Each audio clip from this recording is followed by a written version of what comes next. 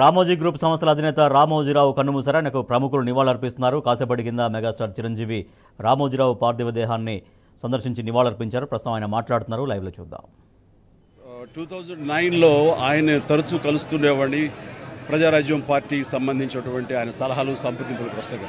ఆ సమయంలో భోజనం అయిన తర్వాత నేను ఆయనకు ఒక పెన్ను, ఒక కార్టియర్ పెన్ను నేను ఆయనకి గిఫ్ట్గా ఇవ్వడం జరిగింది. ఎందుకంటే ఆయన పెన్నులు కలెక్ట్ చేస్తారు, ఆయనకు హాబీగా ఉంది అని తెలిసినప్పుడు ఆయనకు ఆ పెన్ను ఇచ్చినప్పుడు సుతారంగా వద్దు అంటారేమో అనుకున్నాను. కానీ చాలా ఆప్యాయంగా తీసుకుంటూ చిన్నపిల్లవాళ్ళగా ఆ పెన్ను చూసుకుంటూ, ఒక చిన్నపిల్లవాడికి టాయ్ ఇస్తే ఎంత ఎగ్జైట్ అవుతారో అంత ఎగ్జైట్ అవుతావు. వండర్ఫుల్ పెన్, చాలా బాగుంది చిరంజీవి గారు అని. మీకు అంత ఇష్టం అంటే, అయ్యో నాకు పెన్నులు కలెక్ట్ చేయడం చాలా ఇష్టం, రండి చూపిస్తానంటూ లోపలికి తీసుకువెళ్ళి ఇదే హౌస్లో ఆయన బీరువా తెరిచి ఆయన కలెక్ట్ చేసినటువంటి మంచి మంచి గొప్ప పెన్స్ అని చూపించి, ఇన్ని పెన్స్ ఏం చేసుకుంటారండి అంటే, అయ్యో ఇవి చాలా ఇష్టం అండి, నా మనసుకు ఏదైనా ఆలోచన తోచినప్పుడు ఒక్కొక్కసారి ఒక్కొక్క పెన్తో డైరీలో రాసుకుంటానన్నట్టు ఆయన రకరకాల ఇంకులతోటి, ఎరుపు, నలుపు, ఆకుపచ్చ, బ్లూ, ఎరుపు ఇలాంటి రంగులతోటి ఆయన కప్లెట్స్ లాగా ఆయన ఆలోచనల్ని అక్షర రూపంలో ఆ డైరీలో రాసుకోవడం చూసిన తర్వాత ఆయన నిరంతరం ఈ సొసైటీకి ఏం చేయాలి, నెక్స్ట్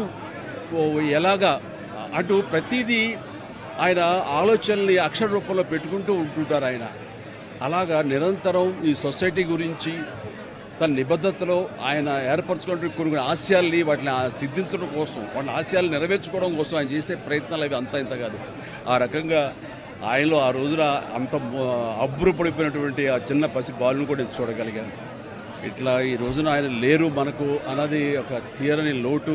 ఇది ఆయనకి, ఆయన కుటుంబానికే కాదు, యావత్ తెలుగు జాతికే ఒక పెద్దని కోల్పోయారు, ఒక గొప్ప వ్యక్తిని కోల్పోయారు, ఒక మహాశక్తిని కోల్పోయాం మనందరం. ఈ సందర్భంగా ఆయన ఎక్కడున్నా సరే ఆ స్వర్గంలో ఉంటారు, మన దరిదాపులోనే ఉంటారు, మన దగ్గరే ఉంటారు, మనకు తోడుగా ఉంటారు. ఆయన ఆత్మకు శాంతి చేకూరాలని వాళ్ళ కుటుంబ సభ్యులకి, వారి సిబ్బందికి, వాళ్ళ అనుయాయులకి, ప్రతి ఒక్కరికి నా యొక్క ప్రగాఢ సానుభూతిని తెలియజేస్తున్నాను.